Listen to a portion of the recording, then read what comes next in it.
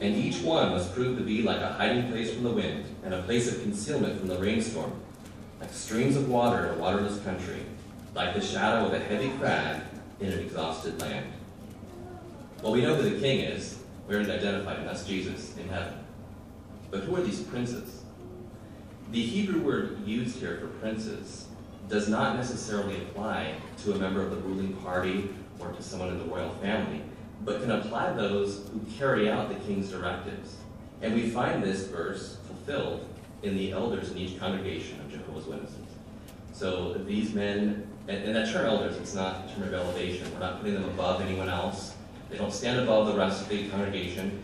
They're fellow workers with the rest of us. The difference being that they've been specially trained and they've earned a reputation for having the willingness and ability to serve the interests of their fellow servants. And you notice in those verses that I mentioned they would be a source of concealment, a hiding place, a source of refreshment to the other citizens. And that's true. In fact, the scriptures sometimes refer to these men as shepherds.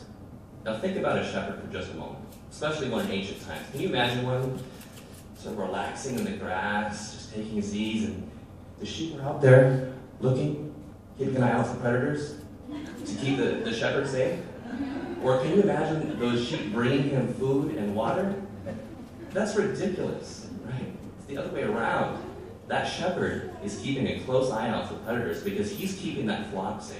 And he literally directs them to their food and their water. And if one of them gets hurt, well, he binds up the wound. And if one of them gets lost, he goes out and finds it. He may lose sleep over that flock, not the other way around. And that literally is true in the congregation as well.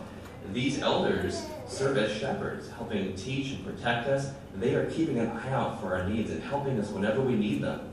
They may even lose sleep over us at times.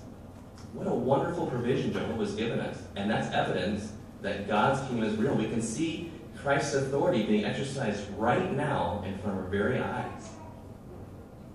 But it comes down to this.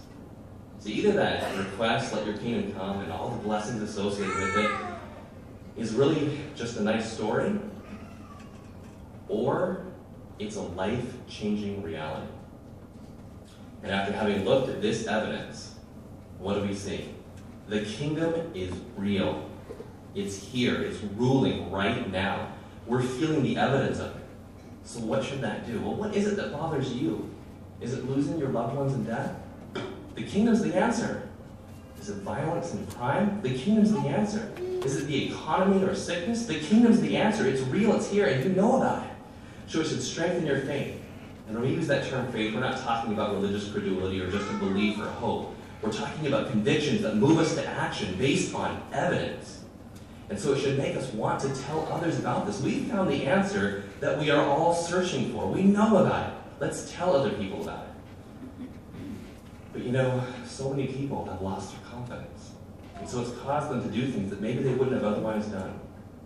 They've made sacrifices for human governments, for humanitarian efforts, for scientific advancements, hoping to somehow solve the problems that we have. But none of those things have ever worked. And what's worse, none of them offer the promise of ever really working. Will you turn with me to one final verse, Psalm 145. That's Psalm 145. And then when you get there, just hold your spot there for a moment. We'll get right to this. Once again, that's Psalm 145. Remember these people. They've made all these efforts that haven't worked. It leads only to disappointment. But this is the contrast. If you put the kingdom first, if you make sacrifices for the kingdom, you'll benefit now, as we already are. We're being educated. It allows us to draw close to Jehovah and receive the comfort that only He can bring. But it will do much more than that. Because if we make these sacrifices, we will never be disappointed. But we will benefit now and then live to see the kingdom reach its ultimate fulfillment in sanctifying Jehovah's name, accomplishing His will on earth, and all the blessings that will be associated with that, as described in these final words. Please look at them. Psalm 145 and verse 16. You are opening your hand and satisfying the desire of every living thing. Thank you for your attention.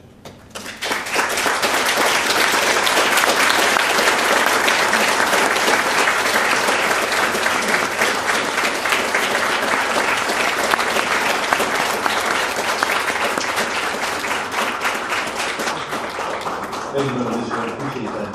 Helping us to strengthen our faith in God's kingdom and what it's doing for us now, and seeing that it is real. We appreciate that very much. Thank you.